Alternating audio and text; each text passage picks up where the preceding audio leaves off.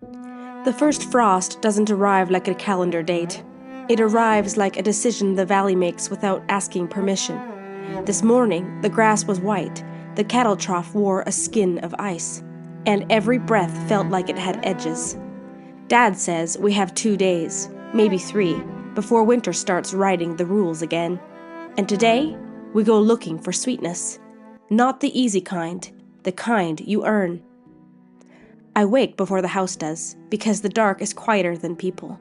The stove is still warm from last night's burn. You can feel it in the floorboards if you stand still long enough. Heat traveling like a slow animal under the planks. I pull on wool socks, the ones Mom mended twice, and I step to the window. The ridge is a black cutout against a sky that's just beginning to bruise into blue. Out here, light isn't scenery. Light is food. Light is timing. Light is your nervous system deciding whether to fight the day or join it. I open the back door and the cold takes my face like a blunt hand. Stars are still out, but the east has that thin promise. I stand on the step, bareheaded, and let it hit my eyes, not staring at the horizon like an idiot, just letting dawn exist where my body can register it. Mom calls it teaching your cells what time it is. Dad just calls it getting right. Either way, it works. Behind me, the house creaks, the kind of creak that means the building is contracting into itself, bracing. I step into boots and cross the yard. The ground crunches, frozen blades snapping under my weight. The barn is a darker shadow of dark, but inside I can hear the goats shifting, impatient, awake. Morning, I say quiet. Animals don't need a speech, they need consistency. I unhook the latch. Warm breath rolls out. The goats surge toward the feed like they've been starving for weeks instead of hours. Sheep are calmer. Cows are calm in a way that looks lazy until you realize it's power. I work by routine. Water first, feed second, then hands over backs and ribs. Feel for changes. The body tells the truth if you learn its language. A goat named Juniper pushes her forehead into my thigh. She's the pushiest one, the kind that will climb your lap if you let her. But I don't mind. She's alive. She's warm. She's here. A few minutes later, the kitchen door opens behind me. Mary appears, bundled in a jacket too big, hair in a wild braid, eyes bright like she's been awake for hours. You saw it too, she says. The frost? She nods hard. It got the garden. It always gets the garden, I tell her. That's how fall works. She walks beside me as I carry a bucket back toward the house. Mom said, "You're taking the ridge trail today." I am. Can I come? I look at her. 12, but not little. 12 with the kind of focus that makes adults uncomfortable. No, I say, because sometimes the safest sentence is the simplest one. Not today. Her face tightens. Because it's dangerous. Because it's work, I say. Because I need speed and quiet. She huffs. I can be quiet. I know, I tell her. That's why you're staying. She hates when I'm right. Inside the house smells like wood smoke and yesterday's broth. Mom is already moving, kettle on, knife tapping the board, a bowl of soaked oats on the counter like a sleeping animal. The grains have been sprouting overnight, turning food into something the body recognizes easier. Dad's at the table, sharpening a blade. Not for drama, for usefulness. Bram stumbles in last, rubbing his eyes, hair in every direction like he wrestled sleep and lost. He sees me and straightens like he remembered he wants to be strong. "Are we doing honey?" he asks. Dad doesn't look up. "We're scouting." Bram's face drops. That's not the same. Dad finally lifts his eyes. It's the same as any good harvest. You don't take what you haven't found. You don't take what you can't care for. And you don't take it if you can't do it clean. Mom sets a mug by my hand. Steam rises. "Eat first," she says. "Your brain burns fuel whether you notice or not." I eat the way you eat when you'll be outside all day. Thick, simple, real. Sprouted oats warmed with butter and a pinch of salt. Eggs from our hens. A chunk of last year's fermented cabbage that makes Bram grimace and makes Dad nod in approval. "Your gut will thank you," Mom tells Bram. My mouth won't, he mutters. Dad stands and rolls his shoulders. We leave in 10. Mary slips something onto the table without speaking. A folded paper. I pick it up. It's a map.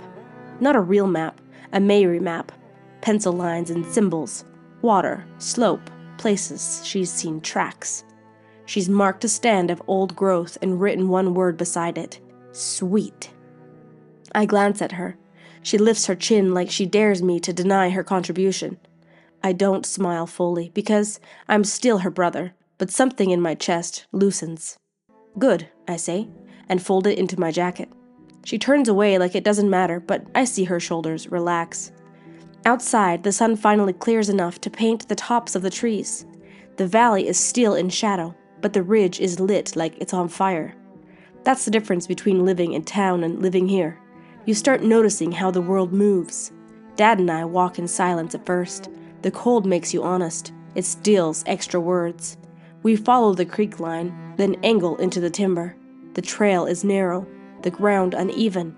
The forest smells like damp needles and old bark, like 1,000 winters stored in wood. Remember, Dad says after a while, we're not raiding. I know. We're checking. If we find a wild hive, we don't tear it apart like boys with matches. We watch. We learn where the bees move. If it's a colony we can tend without breaking the tree or wrecking the hillside. Then we make a plan. I nod. That's our way. We don't do chaos. We do relationship. The climb gets steeper.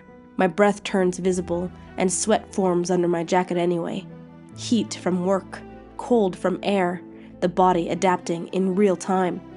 It makes me think of what Mom says about mitochondria, the tiny engines inside cells that turn food and oxygen and light into the thing we call energy. She talks like a scientist and a mother at the same time. Precise, protective. Your body is built for this, she tells us, but it needs the inputs it was designed for. Sun when it's day, dark when it's night, cold that teaches strength, food that still looks like what it was. Out here, that's not philosophy. That's survival. We crest a small rise and the forest opens into a pocket meadow.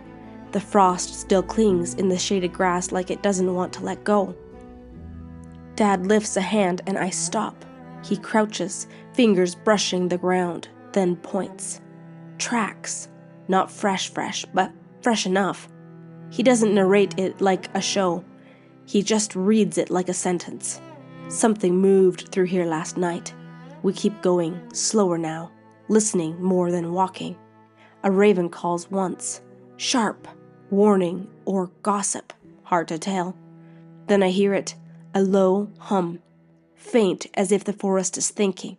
Dad glances at me. His eyes change, focus narrowing.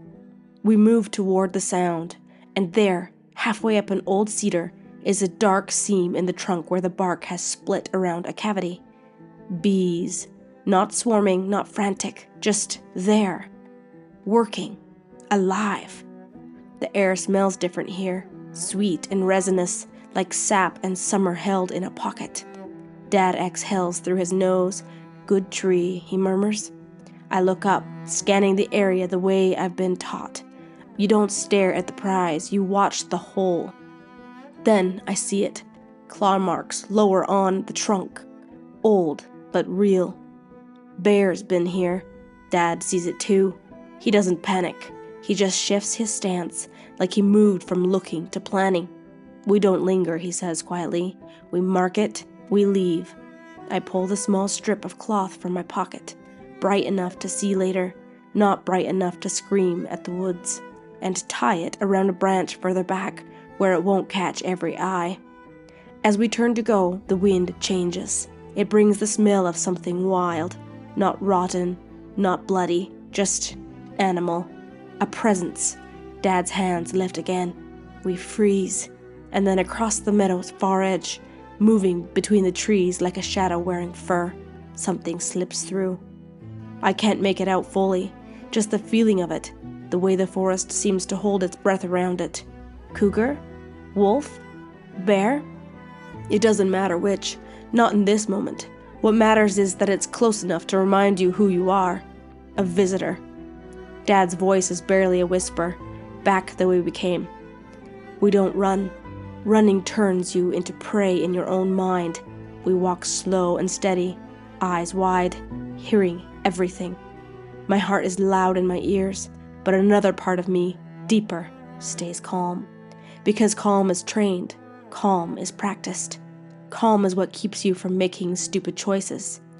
We reach denser timber, and the feeling eases, like pressure releasing from the air. Dad stops only once, and when he does, he touches my shoulder. Not affection, acknowledgement. You did good, he says. That single sentence feels something in me. We head home with the cloth mark on the branch and a plan forming between us without needing words.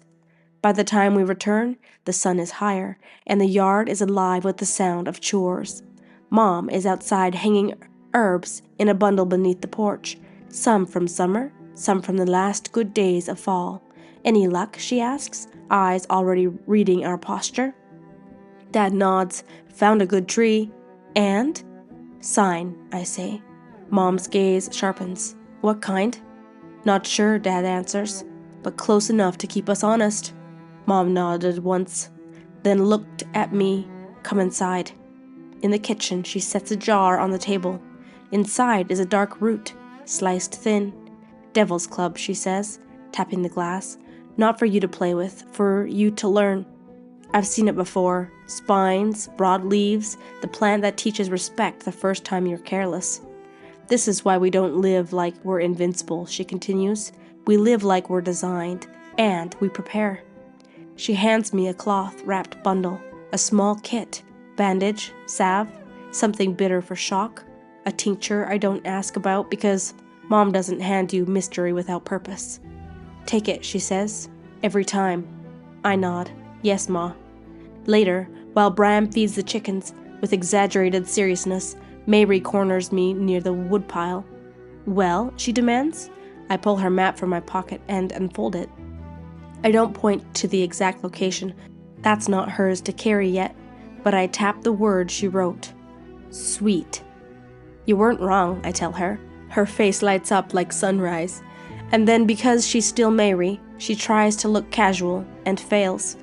That night, after the last chores, we eat by warm light. Lamps low, the house dim, outside the dark is complete. Dad says darkness is medicine too. I think about that as I lie in bed later, window cracked so cold air can spill in. The night is quiet except for the far-off creek and the occasional shift of the house settling. My body feels worked, in a good way. My mind replays the meadow, the hum of bees, the sense of something watching.